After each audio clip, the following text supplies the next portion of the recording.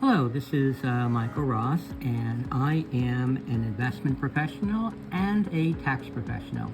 And let me show you in this presentation of a situation that I run into a little bit too frequently. So when it comes to Roth IRAs, there are three people generally involved. One is the taxpayer, two is the tax professional, and three is the investment professional. The only problem is the taxpayer is unaware of the rules regarding the Roth IRA.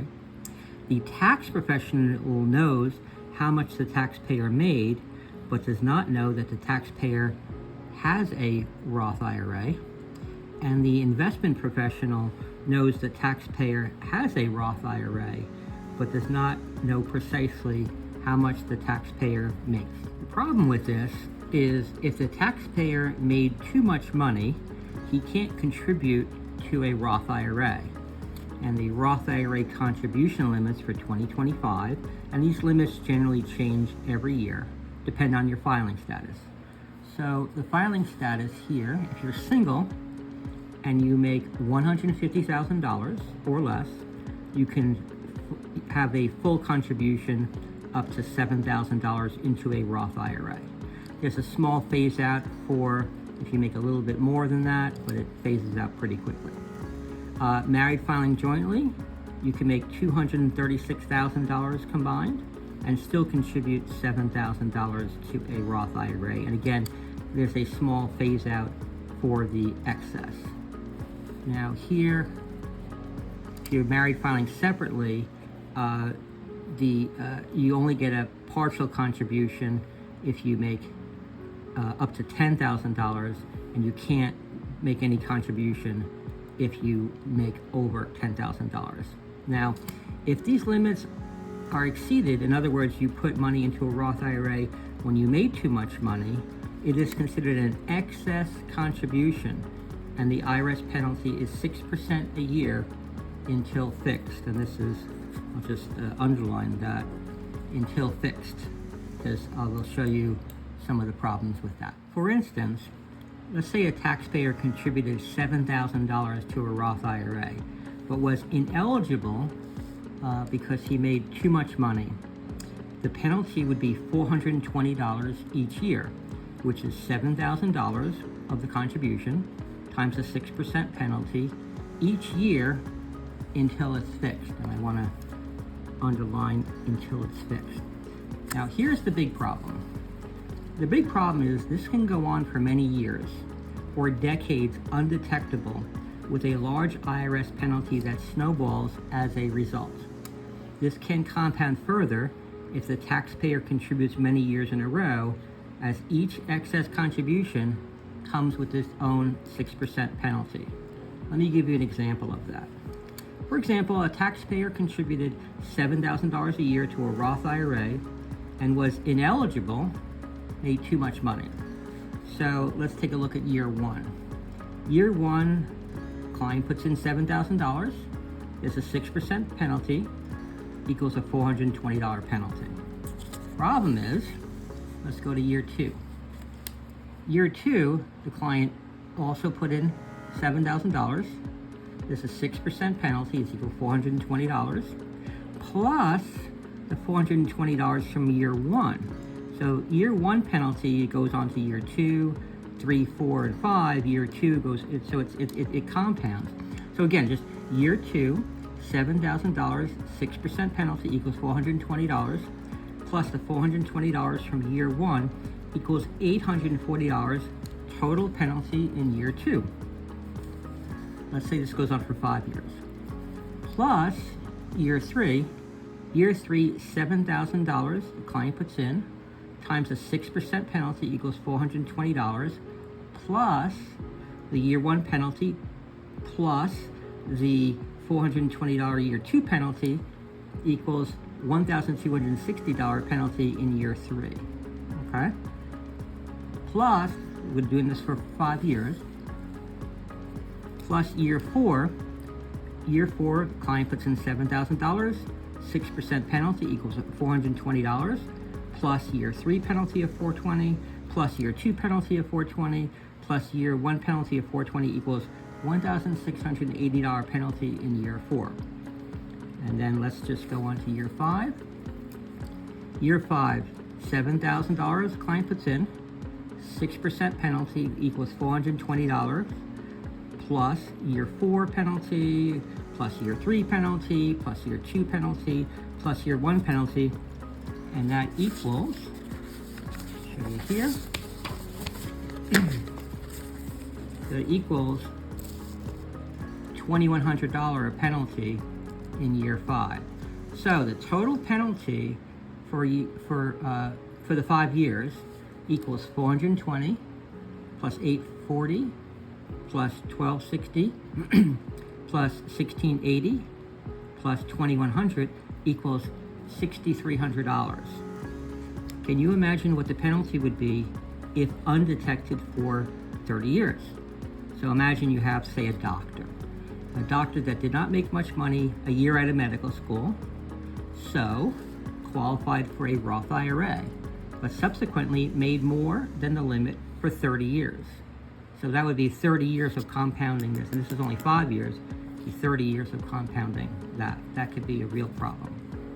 So, possible solutions. You can try to get these penalties waived by convincing the IRS you had a reasonable cause for not complying with the rules. And I've seen people get out of paying the penalties that way. But the main problems that I see is that you will probably need to hire somebody, and that can get expensive, to represent you. And to me, it probably would be a stressful experience, as the IRS takes a long time to do just about anything. So this can go on for many, many months, even a year. So I've seen that.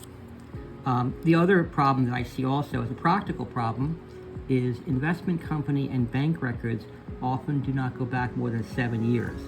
So it might be hard to reconstruct all the contributions that you've made over the years. Now, moving on to a traditional IRA. You need to tell the tax professional that you contributed to a traditional IRA during the year in order to get a tax deduction. Otherwise, you do not automatically get the deduction. There's no 1099 for this. So a lot of times when I'm doing somebody's taxes and the person has a bunch of bank accounts, they give me a 1099 for each bank account, and we have it. If there's a retirement account, the client will get a 1099-R for the retirement account. But you don't get a 1099 when you contribute money to a traditional IRA. What you do get is a 5498 showing the contributions received. But the problem with that is you get these 5498s in May to mid-June, and that's after tax season. Obviously, we can file an amended return. Some clients just even forget this 5498 and they just throw it away, which I've seen too. Now, the traditional IRA has income limits for tax deductibility of your traditional IRA. So, again, if you want to put the money into a traditional IRA, not a Roth, a traditional IRA, you can get a tax deduction, but it's not automatic, and you need to tell your tax professional this. But let's go into the traditional IRA has income limits for the tax deductibility of your traditional IRA. And these depend on your filing status. So, if you're single, it depends on your filing status and whether you have a retirement plan at your job. And this also includes pension plans as well. So, if you're single and if you do not have a retirement plan at work, you get the full deduction. You can put up to $7,000 in 2025, and there's no income limit. So you can make $1 million a year and still contribute to a deductible IRA as long as you do not have a retirement plan at work. If you have a retirement plan at work and you're single, we go to these next figures here. So if you're single and you have a retirement plan at work and you want to put money into the traditional IRA, if you make $79,000 or less, you get to deduct it fully. If you make between $79,000 and $89,000, there's a partial deduction.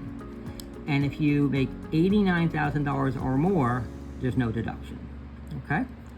If you are married and both spouses do not have a retirement plan at work, there's a full deduction, which is up to $7,000, no income limit.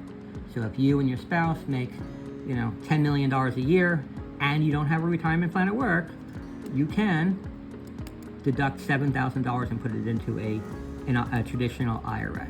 Now, the next part gets a little tricky.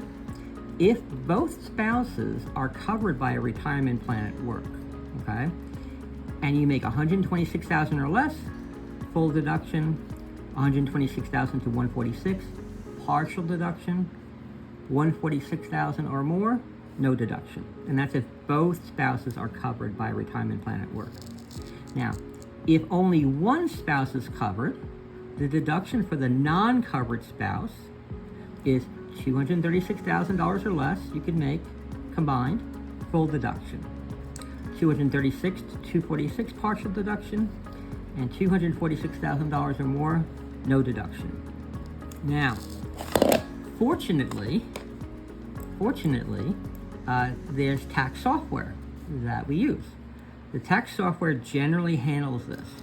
If you make too much money to have a tax-deductible traditional IRA, the tax software fills out a form called an 8606, okay?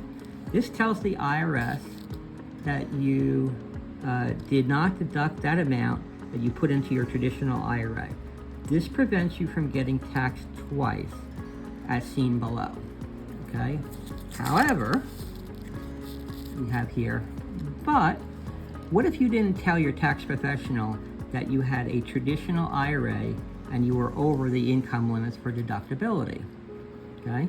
So therefore, no Form 8606 would have been generated. Therefore, you are taxed on the money that you already paid taxes on, which is awful. All right, so let me give you an example of two cases. Okay, let me just move this up here. So let's say you put $7,000 into a traditional IRA and you made over the income limit. And you tell your tax professional that you put the money into a traditional IRA, but it was not deductible. So let's say it grows to $10,000. In this scenario, having filled out the 8606 form, you would only be taxed on the $3,000 gain. So for instance, it grew to be $10,000, you put in $7,000, and therefore the gain is $3,000. However, the problem is, let's see here, but if no 8606 form was filed, you would be taxed on the whole $10,000, even though you did not deduct the $7,000 investment on your taxes. The result, you're taxed twice. So in this instance, you put in $7,000, it grew to be $10,000, and you take the money out, $10,000 is the taxable gain, not the $3,000. That's the taxable gain. Okay, so the result of this is you're taxed twice. Now the solution that you can go back and retroactively fill the 8606 form. Okay, the penalty is $50 per year, which is not too bad. Okay, the problem is, do you have records that go back far enough? As some investment companies only have about 7 years of statements available, and it might be hard to reconstruct this if you need to retroactively file for 30 years of 8606 forms, okay? Plus, you would probably need to hire someone to help you, and this can get expensive. So the solution, since I'm an investment professional and a tax professional, why not let me handle both to reduce this from happening to you? And that is my presentation. Thank you very much.